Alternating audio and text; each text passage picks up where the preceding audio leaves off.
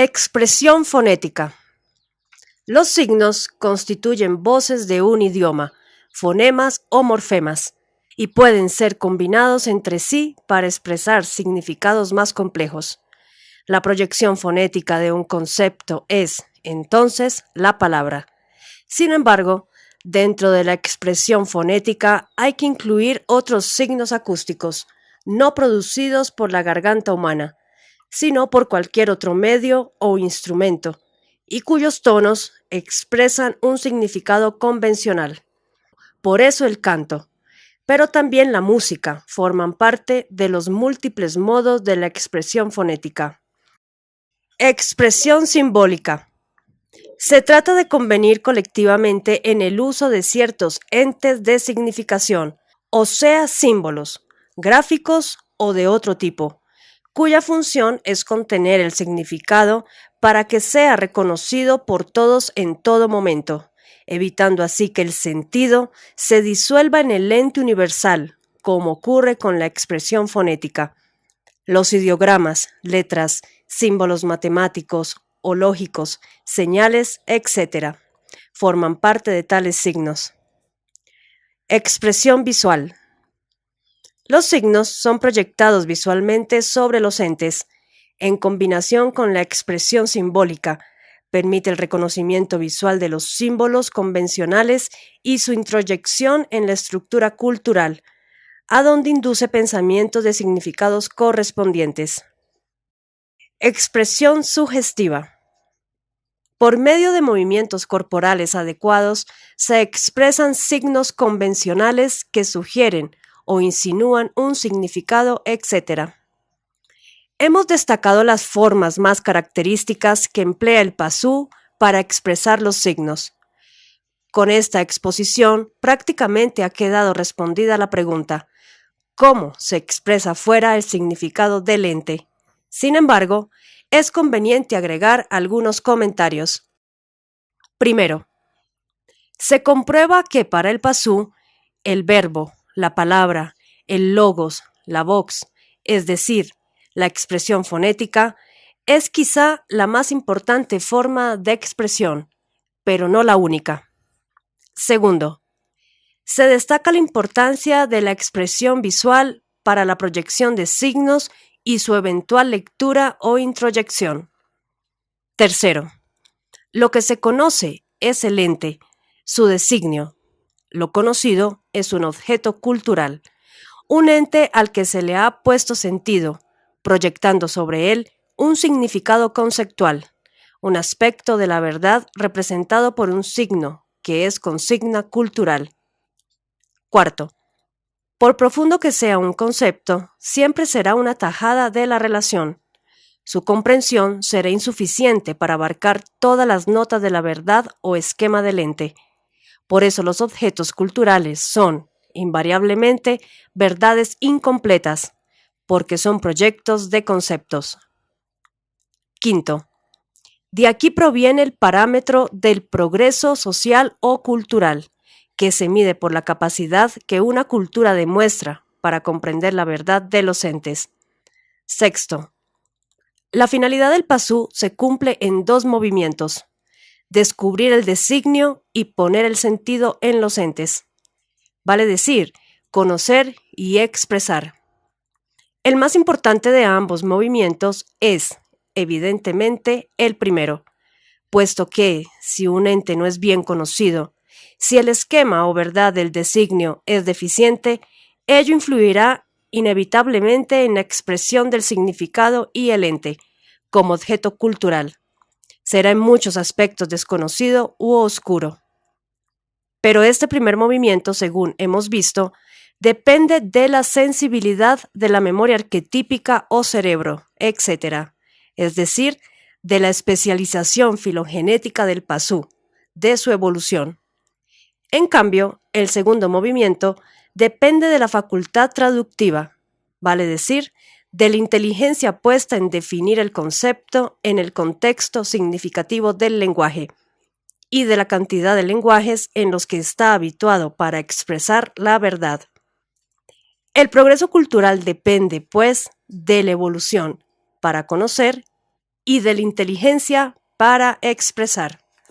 Séptimo, dado un objeto cultural, a medida que una mayor evolución e inteligencia lo permiten, el pasú le pondrá progresivamente mayor sentido, lo acercará cada vez más a su verdad.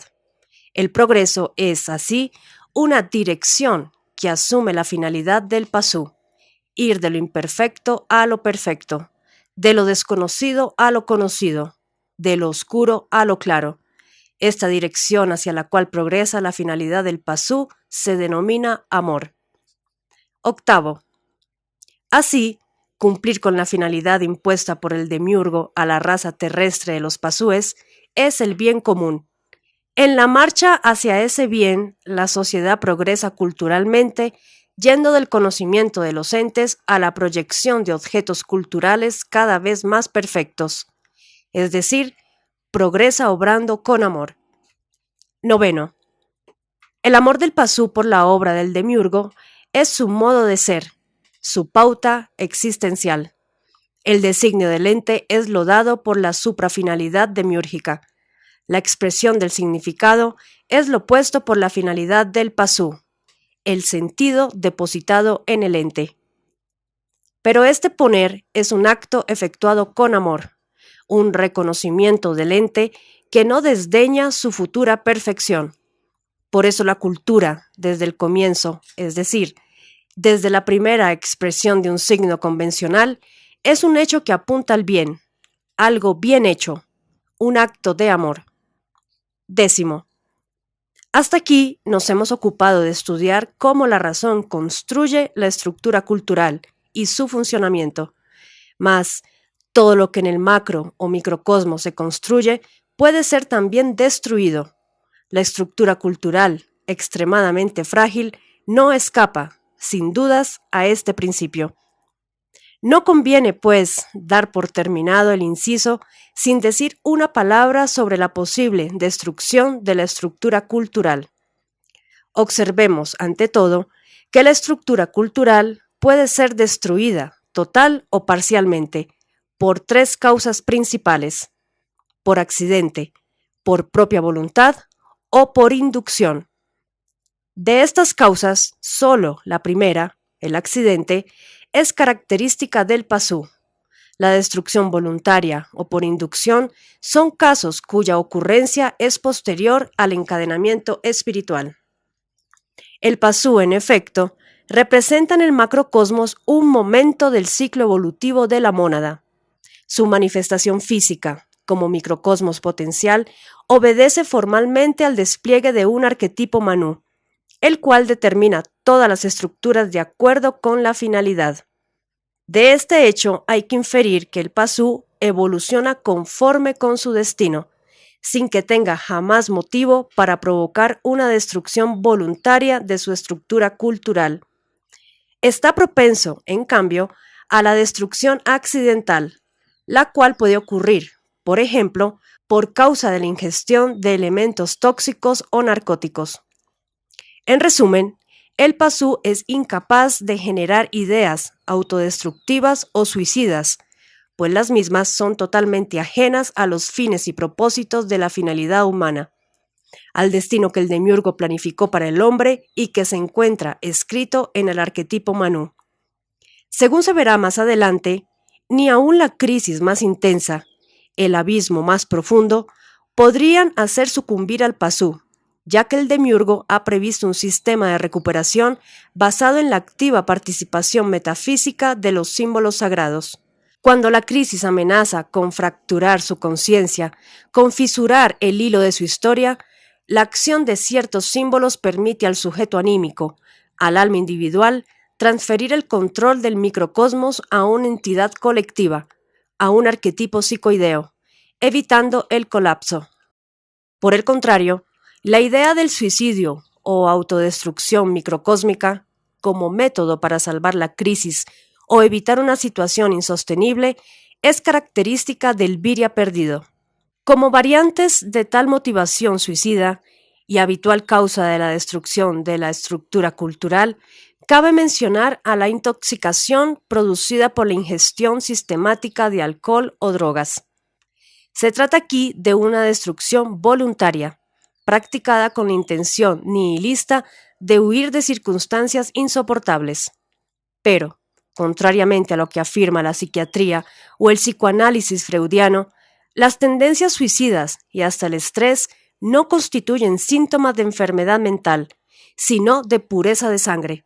Solo quien posee herencia hiperbórea activa es capaz de intuir o comprender la maldad intrínseca de la sociedad judaizada de nuestros tiempos. Si quien advierte el mal en el mundo, quien se siente claramente arrinconado o directamente incapaz de continuar viviendo, opta por una vía suicida de escape, ello representa ciertamente un error, pero tal error no invalida el hecho primero, positivo de haber encontrado el mundo judaico del demiurgo maligno e insoportable, y de haberse sentido ajeno a él. Comparado con el valor absoluto de esta intuición gnóstica, el error cometido por el Viria perdido es mínimo, producto de una insuficiente pureza de sangre que le impide actuar con honor. De allí la vía suicida elegida, pero, aunque insuficiente, la pureza de sangre existe, y ello representa un valor en sí mismo. Como se estudiará en la segunda parte, el Viria despierto dispone de una voluntad graciosa luciférica, que le permite reaccionar de muy distinta manera frente a las situaciones críticas, suspendiendo la tensión dramática y poniendo en descubierto el engaño demiúrgico subyacente. Actúa así con honor, evitando el caer, como el Viria perdido, en la tentación suicida. Finalmente, hay que considerar la destrucción de la estructura cultural causada por inducción externa. Para comprender este caso, hay que tomar en cuenta que todo Viria, esté o no consciente de ello, se halla involucrado permanentemente en una guerra total, cualquiera sea el puesto que ocupe en el campo de batalla. En esa palestra que es el mundo del demiurgo, no podrá evitar jamás la influencia de las estrategias en juego. Por una parte, la estrategia o de los sidas leales inducirá un mensaje carismático conocido como canción de amor, con objeto de impulsar al Viria a procurar la liberación espiritual. Por otra parte, la estrategia sinárquica de los sidas traidores aplicará toda su presión para inducir al Viria a permanecer sujeto a las leyes kármicas del gran engaño. Es esta última influencia la que destruirá la estructura cultural, no bien se presenten indicios de una posible reorientación estratégica del Viria, métodos clásicos que ilustran la destrucción por inducción de origen sinárquico. Lo constituyen las técnicas de lavado de cerebro que emplean servicios de inteligencia tales como la KGB, la CIA, el Shin Bet, etc., o los mensajes guiados, camuflados en campañas publicitarias mundiales, cuyo objetivo secreto apunta a ciertas zonas blanco de la estructura cultural, o la distribución masiva y secreta de ciertas drogas que permiten el hipnotismo a distancia e inhiben o destruyen zonas de la estructura cultural, etc.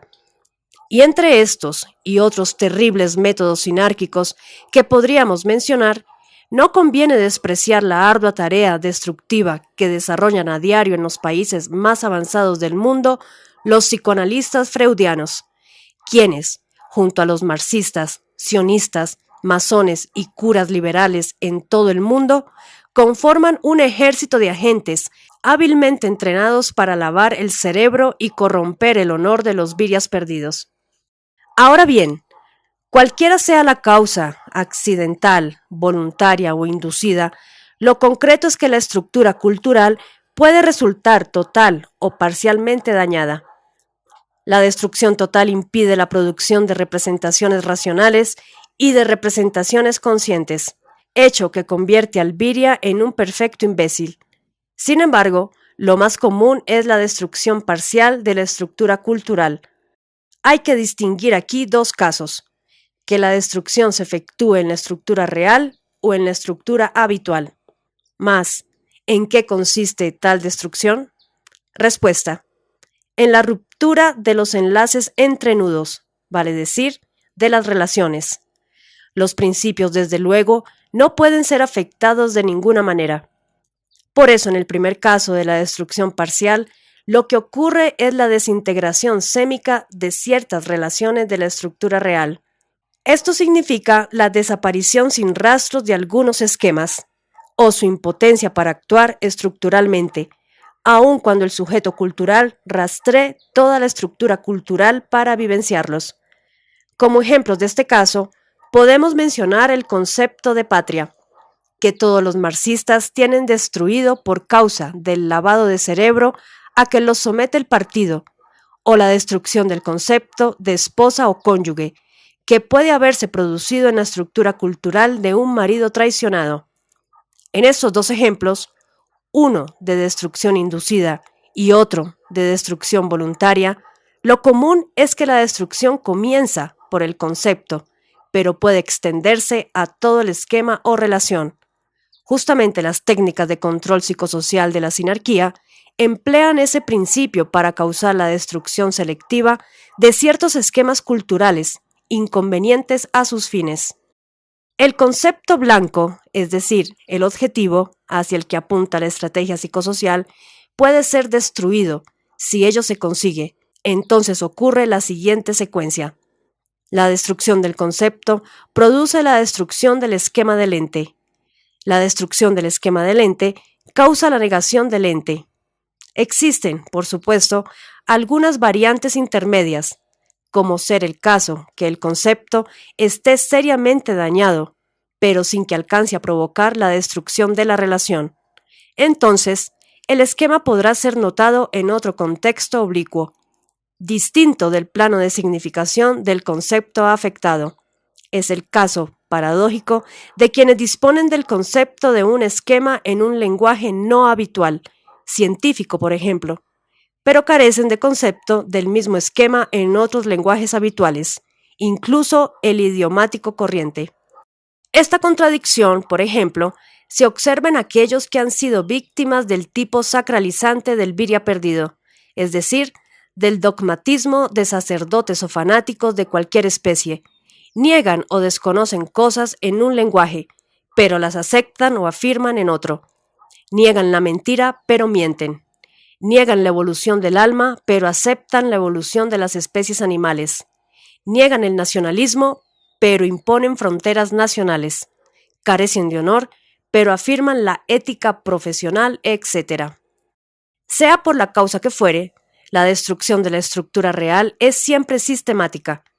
Esto significa que, como un extraño cáncer, la destrucción iniciada en un concepto puede extenderse a su esquema y por contigüidad, asociación, homología o cualquier otra ley estructural, abarcar partes considerables de los sistemas culturales.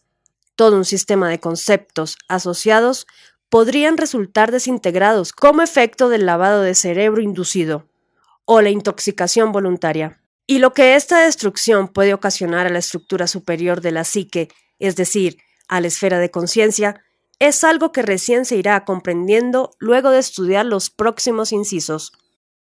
Solo cabe agregar que, en virtud de los principios, permanecen inalterables, aunque las relaciones que los unían hayan desaparecido. El sujeto cultural suele dirigirse hacia los sistemas destruidos, sin conseguir vivenciar los conceptos correspondientes. Se experimenta entonces una laguna cultural, un vacío del conocimiento que antes estaba, pero que ahora parece haberse borrado para siempre. Pero tal como ya explicamos, si el daño de la relación no es total, puede ocurrir que el esquema connote su significado en el contexto de otro lenguaje oblicuo. El segundo caso, citado precedentemente, es aquel en que la destrucción parcial ocurre en la estructura habitual. Tal estructura se compone de principios y relaciones, y estas últimas consisten en esquemas de entes internos.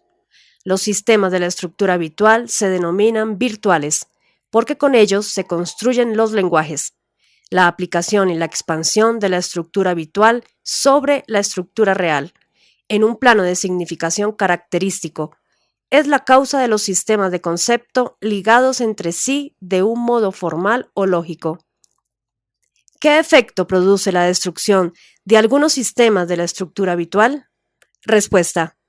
La imposibilidad de anotar ciertos esquemas en el contexto del lenguaje afectado. Alegóricamente, podemos imaginar que nos resulta imposible hallar sentido a un determinado relieve geográfico debido a la niebla o tiniebla que lo rodea por doquier, sin disponer de un claro contexto con el cual se integre, pero del cual se destaque. El relieve no significa nada.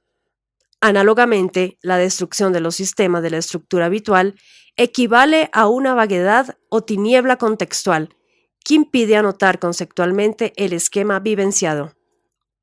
Sin embargo, si la destrucción solo afecta a un lenguaje habitual, siempre existe la posibilidad de anotar el esquema en algún otro lenguaje. El lavado de cerebro, el surmenage, el shock, la intoxicación alcohólica, la drogadicción, etc. Por ejemplo, pueden inhibir parcial o totalmente un lenguaje habitual, tal como el lenguaje matemático o el musical, y dejar intacto el lenguaje idiomático corriente, o viceversa. Dijimos al comienzo que todo cuanto en el macro o microcosmos se construye puede ser también destruido, incluida la estructura cultural, pero en algunos casos no irreversible. Lo que es destruido puede ser reconstruido. ¿Tiene validez este principio en el caso de la estructura cultural? Respuesta. Siendo tal estructura una construcción esencialmente energética, siempre existe la posibilidad de su reconstrucción, en tanto la destrucción no haya afectado al sistema nervioso o al cerebro. Recordemos que la estructura cultural se erige sobre la estructura neurológica del cerebro, o memoria arquetípica, y que todos sus sistemas son construidos por el sujeto racional o razón que funciona en ella. Para reconstruir cualquier esquema o sistema es condición imprescindible que el cerebro se encuentre en perfecto estado. No obstante, la posibilidad apuntada de poder reconstruir la estructura cultural o de construir la misma con pulcra perfección, la sabiduría hiperbórea no otorga a la misma ninguna importancia, pues sus vías secretas de liberación espiritual permiten a todo viria acceder al conocimiento en forma gnóstica. La gnosis hiperbórea, en efecto, brinda un conocimiento ilimitado, que no requiere intervención de la razón o de la estructura cultural, porque se obtiene fuera de la estructura psíquica, en una esfera llamada ere, que hay que crear con la voluntad graciosa luciférica. En la segunda parte se expondrá la forma en que el viria perdido debe actuar para crear tal esfera superior. En resumen, lo que importa para profundizar la sabiduría hiperbórea y conocer el misterio del encadenamiento espiritual, paso previo de la gnosis hiperbórea, es la pureza de sangre, la presencia viva del linaje hiperbóreo, el recuerdo primordial, la mine, la voz de la sangre, el símbolo del origen, es decir, una herencia espiritual, que nada tiene que ver con la estructura cultural o las funciones del cerebro. J. ¿Qué es un hecho cultural? A esta pregunta vamos a responder brevemente, pues en la segunda parte el hecho cultural será objeto de un estudio detallado. Consideremos una definición ya adelantada. Cultura es la forma que determina una superestructura. Pero, ¿qué clase de estructura es una superestructura? Respuesta. Los miembros de toda superestructura son objetos culturales y hombres. Según esto, las superestructuras solo pueden ser externas, puesto que integran al hombre en su complexión. Ahora bien, sabemos que una cultura es algo que se forma para cumplir la finalidad del pasú, y como vimos a partir del comentario quinto, algo que progresa, que se desarrolla hacia la perfección. El progreso es racional. Consiste en aumentar la comprensión de los entes, en perfeccionar los objetos culturales. De esa visión racional del mundo, de ese poner sentido en los entes, van emergiendo los objetos culturales que forman el contexto cultural del pasú. Pero los objetos culturales no son cosas simplemente depositadas en el mundo. Al ser nombrados, al recibir un sentido, han sido impulsados a ocupar un lugar racional, junto a otros objetos culturales, es decir, a guardar con ellos ciertas relaciones significativas. El área cercada de muralla, la muralla techada para protección, pero con ventanas para vigilar, la plataforma bajo la ventana que permite vigilar, comer y dormir, la silla contra la plataforma, el plato, la cuchara, etc. ¿Qué sería la cuchara sin el plato? El plato sin la plataforma en que se apoya, y esta sin la luz de la ventana que permite ver el plato, etc. No existiría hecho cultural en absoluto si los objetos culturales no estuviesen estructurados racionalmente, en correspondencia con la estructura cultural. Es así en cada ente que el pasú va poniendo sentido. Surge un objeto cultural que se integra en una superestructura externa, cuya forma global se denomina cultura, y las superestructuras externas van creciendo sistemáticamente a medida que se incorporan nuevos objetos culturales, se perfeccionan los ya existentes o se establecen nuevas relaciones entre ellos. Pero no debe creerse ingenuamente que las superestructuras son meras proyecciones de la estructura cultural interna del pasú. Por el contrario, las superestructuras poseen vida propia. Son capaces no sólo de integrar al hombre en su complexión, sino de determinar su voluntad.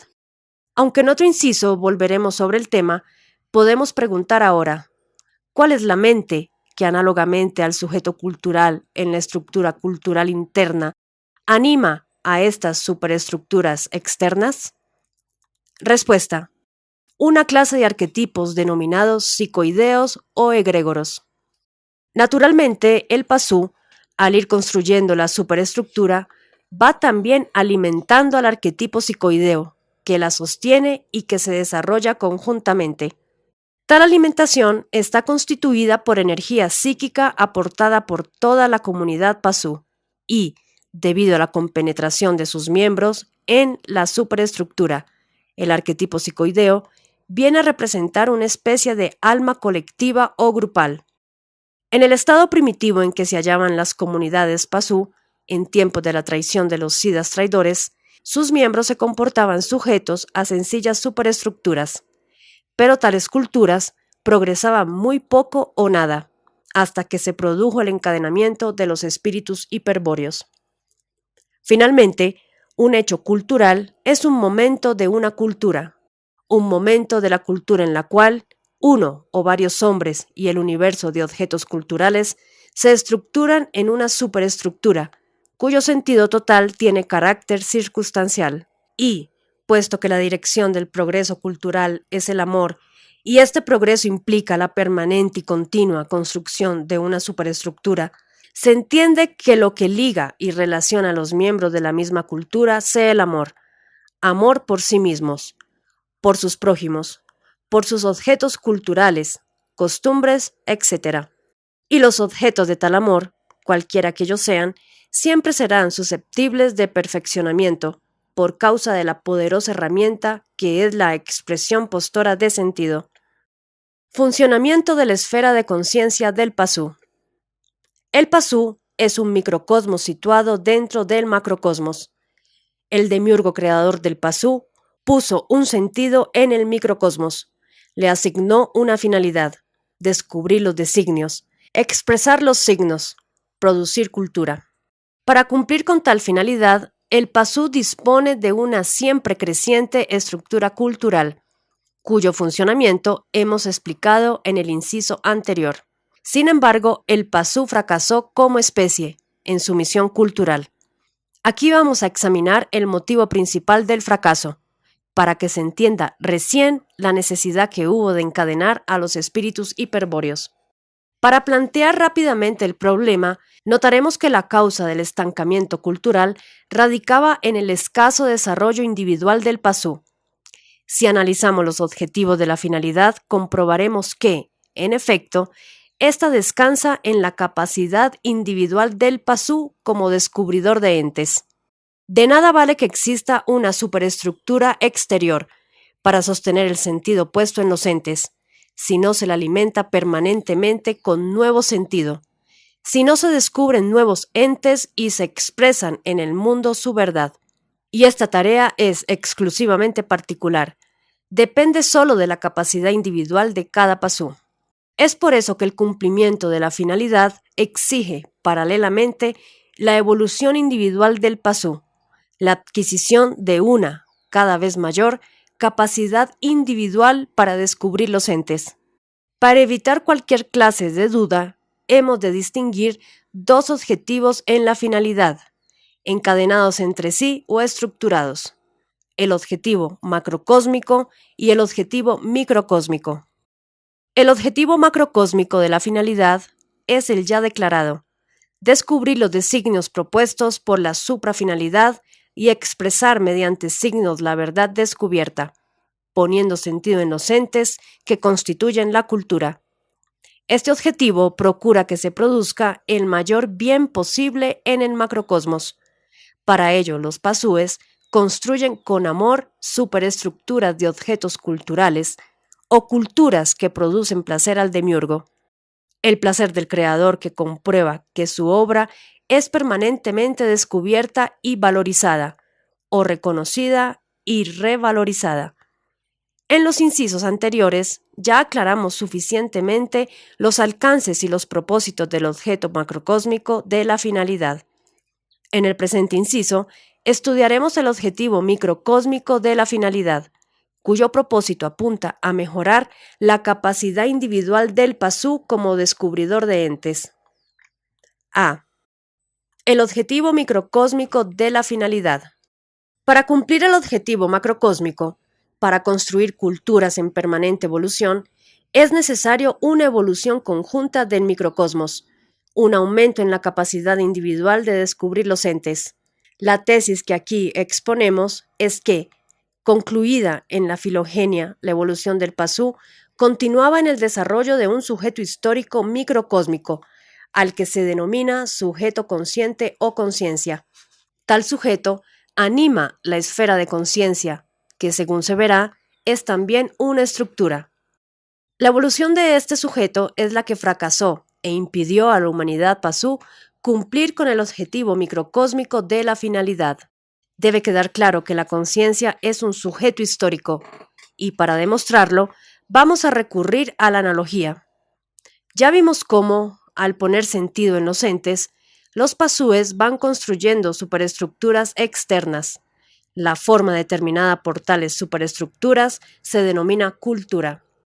Con el correr del tiempo, las superestructuras crecen o se modifican y causan la variación de las culturas.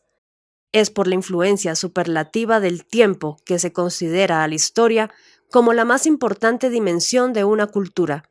Pero, ¿cuándo comienza la historia de una cultura? Respuesta: en el momento en que los miembros de tal cultura caen en la cuenta que un hecho cultural pasado posee más sentido que cualquier otro que nadie pudiese recordar. Esta respuesta merece 4 comentarios. Primero, el hecho pasado que da comienzo a la historia es el que tiene más sentido cultural y por lo tanto su recuerdo es el más intenso y no el más antiguo. Pueden existir recuerdos de hechos anteriores, pero la historia comienza en aquel hecho cuyo suceso es determinante del futuro de la cultura. El nacimiento de un héroe legendario, sus hazañas, una batalla, la fusión de 2 naciones, la venida de un dios o de sus enviados, la redacción de un código, etc. Segundo, un hecho cultural pasado cuyo sentido es mayor que otros es un hecho histórico. Tercero, aunque 2 o más hechos históricos no estén relacionados causalmente, lo están históricamente, al quedar unidos por una línea subjetiva mediante la cual los miembros de una cultura se remontan hacia el pasado. Cuarto, la historia es, entonces, una línea temporal de significación. Tracemos ahora un paralelo entre la superestructura y la estructura cultural. En primer lugar, ambas se van construyendo, van creciendo a medida que transcurre el tiempo. Pero la historia de una superestructura o cultura comienza cuando sus miembros advierten que ya tienen historia, que hubo hechos pasados que fueron más importantes que otros e inclusive que hubo aquel hecho cuya importancia no puede ser superada por ninguno. ¿Qué es equivalente a aquel hecho, origen de la historia en la estructura cultural del microcosmos o pasú? Respuesta: el descubrimiento de sí mismo, ente entre entes. Vale decir, el pasú cumple su finalidad de descubrir los entes desde que nace. Nadie le enseña cómo hacerlo, porque el raciocinio es una facultad hereditaria. Así, va construyendo la estructura cultural casi sin notarlo, designio por designio, esquema por esquema, relación por relación, concepto por concepto. Un día, sin embargo, descubre un ente, situado entre los entes del mundo, cuyo designio lo conmociona, es decir, se propone a sí mismo como objeto de conocimiento y se descubre, y ese descubrimiento es el de mayor significado posible. La estructura cultural, desde luego, ya existía antes de este acontecimiento, pero nada puede equiparársele y nada puede ser igual después del mismo. El descubrimiento de sí mismo es el hecho que señala el nacimiento de la esfera de conciencia, análogamente a aquel hecho histórico que marcaba el origen de la historia de una cultura. Ambos son hechos de la mayor significación, y su acontecimiento viene a producir un caer en la cuenta de la propia identidad, en un caso individual, en el otro colectiva o cultural. La esfera de conciencia se inicia entonces en un momento de la existencia de la estructura cultural. Comienza a partir del descubrimiento de sí mismo y se extiende temporalmente como asiento del sujeto histórico del microcosmos. La creación de la esfera de conciencia ha de interpretarse de modo análogo a la construcción de la estructura cultural por parte del sujeto racional o razón, a posteriori del enlace entre principios y relaciones. La estructura cultural resulta animada por el pensar, vale decir, por un sujeto cultural. Del mismo modo, a posteriori de la esfera de conciencia, aparece un sujeto consciente que la anima. Naturalmente, tales sujetos son solo aspectos de un único sujeto anímico o alma del pasú, según se demostrará en el artículo E, a cuyo acto lo denominamos genéricamente pensar. Hemos visto que el objetivo microcósmico de la finalidad procura mejorar la capacidad individual del pasú como descubridor de entes. Esta capacidad se aumenta efectivamente desde el momento en que el descubridor de entes se descubre a sí mismo. Se sabe individuo diferente de los demás entes, es decir, adquiere conciencia de sí, pero la conciencia del pasú no es aún el yo. Este solo aparece después del encadenamiento de los espíritus, según se verá más adelante. Sabemos ya cuándo se inicia la conciencia, pero lo que más nos interesa es conocer qué modificación introduce su presencia en el pensar racional, vale decir, qué dimensión o característica del pensar nos demuestra inequívocamente que se trata de una conciencia y no de ningún otro acto psíquico. Respuesta: la intención temporal del pensamiento. Pondremos en claro esta respuesta mediante una explicación estructural. En el inciso anterior estudiamos cómo se construye una estructura cultural y con qué elementos, principios y relaciones. Las relaciones son esquemas sémicos de entes que se caracterizan por tres dimensiones: extensión, comprensión y potencia. La definición de esta última dimensión, la potencia, había quedado pendiente para el presente inciso. Ahora veremos que la potencia de una relación guarda una proporción, una ratio con la intensidad que la intuición de sí mismo haya impresionado a la sensibilidad del sujeto racional. Comencemos por pasar revista a los pasos del conocimiento racional. Cuando un ente dado impresiona la sensibilidad, la razón lo remite y aplica contra la memoria arquetípica. Con la primera operación, elimina el arquetipo universal y descubre el designio demiúrgico o suprafinalidad. Con la segunda operación, configura un esquema del ente en base a los arquetipos de la memoria arquetípica. La aplicación del designio contra la memoria arquetípica implica una dirección de la voluntad instintiva del pasú, es decir, una intención. Tal contacto intencional con los arquetipos produce su actualización en el plano de realización de la psique. en un sustrato de las esferas afectiva y racional. Los arquetipos se actualizan en la psique como principios, cada vez que la primera operación elimina un arquetipo universal, y una sola vez cada uno, y también como relaciones, para configurar el esquema del ente, todas las veces que la segunda operación lo requiere.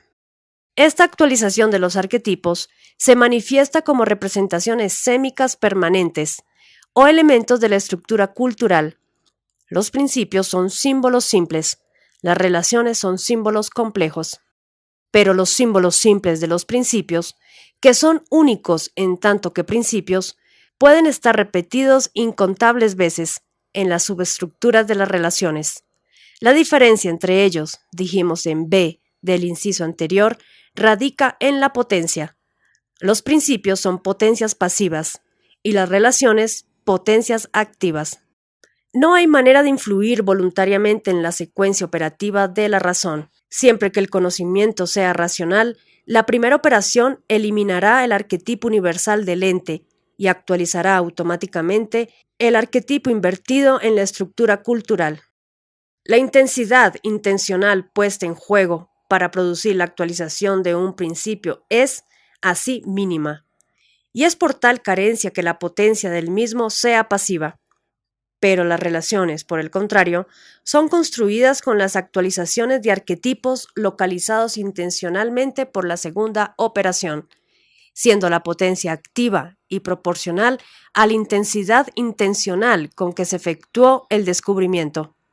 Aquí nos ocuparemos especialmente de las potencias activas que subyacen en las relaciones. ¿De qué depende la intensidad intencional con que se efectúa la operación racional de esquematizar un ente? Respuesta: de la referencia a sí mismo, con que dicho ente sea tomado por la razón. Naturalmente, si estamos hablando de referencia a sí mismo, estamos admitiendo un conocimiento previo de sí, es decir, la existencia de una conciencia.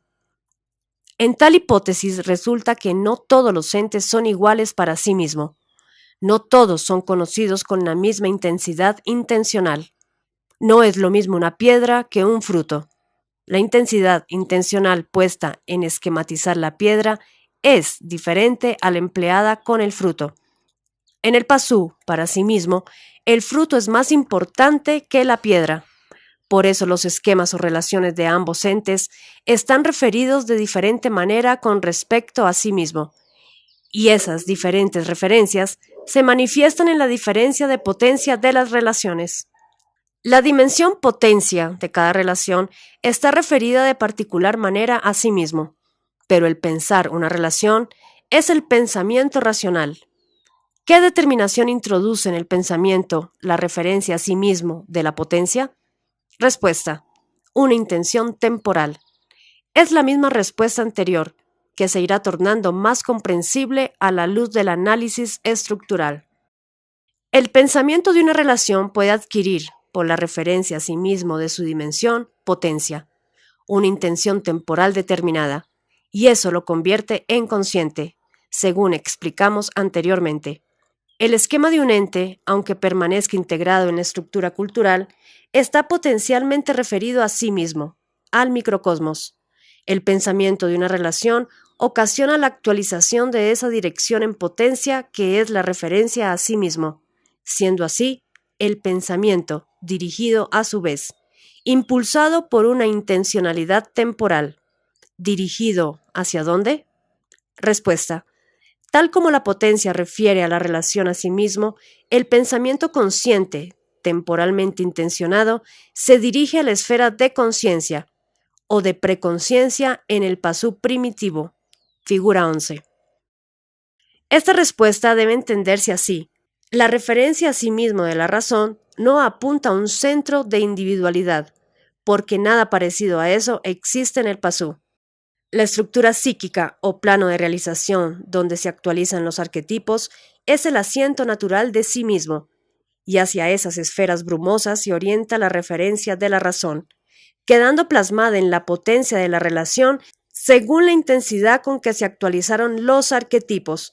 La referencia potencial a sí mismo es la que se despliega en el pensamiento de la relación, y lo torna consciente, impulsándolo más allá del sustrato psíquico donde existen, la estructura cultural, hacia la esfera de conciencia.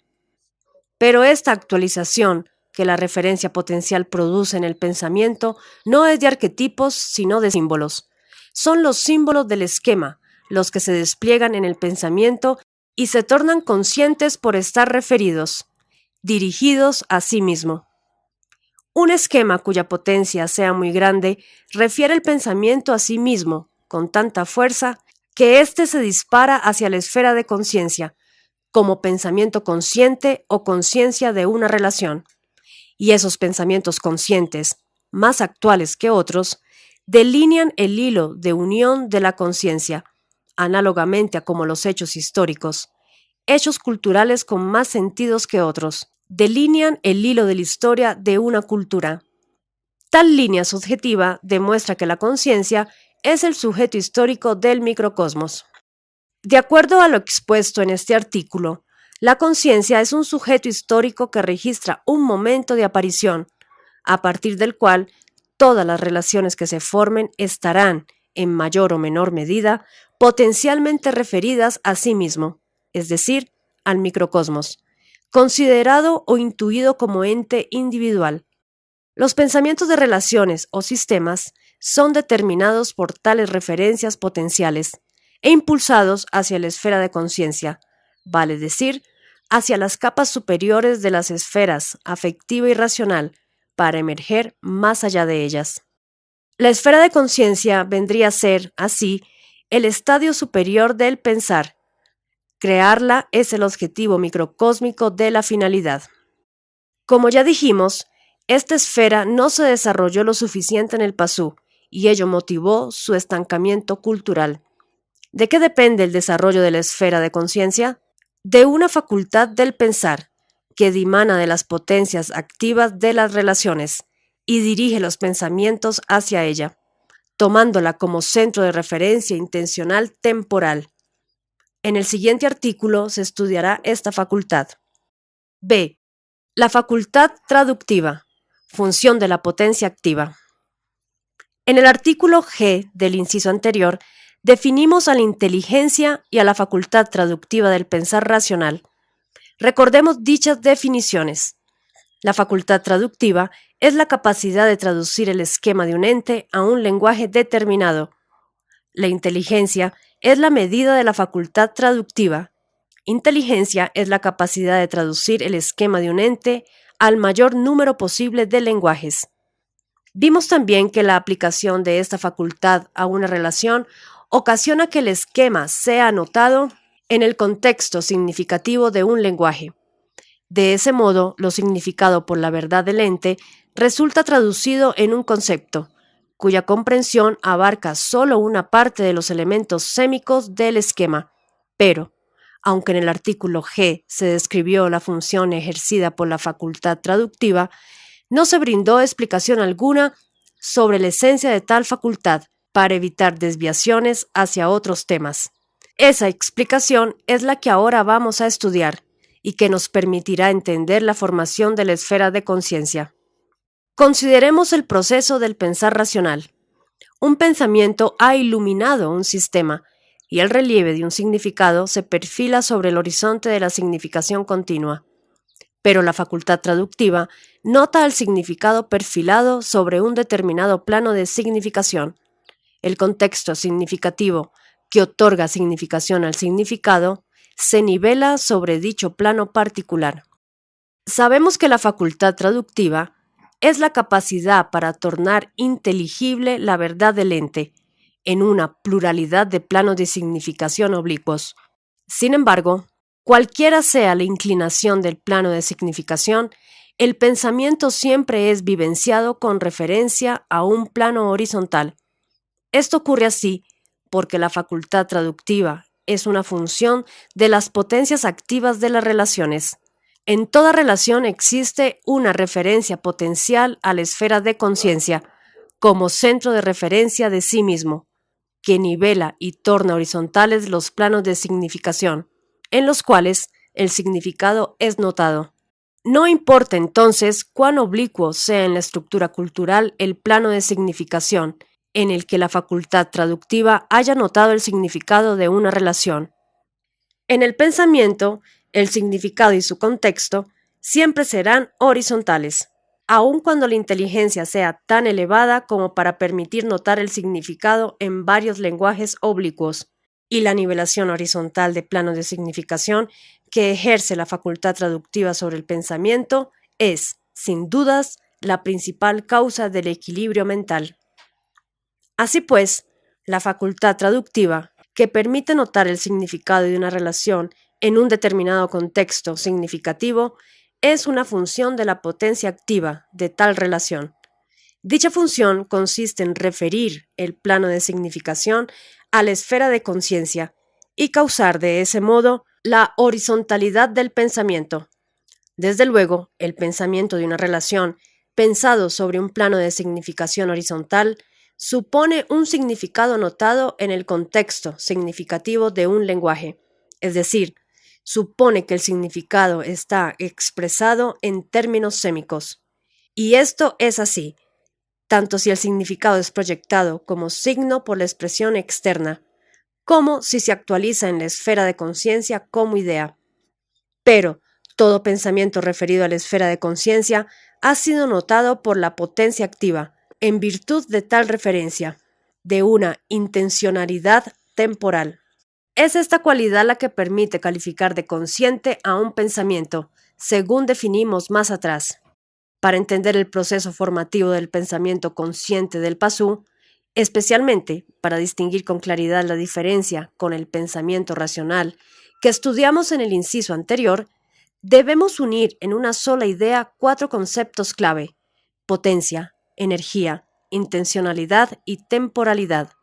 Inducir esta idea será el objetivo de los próximos artículos.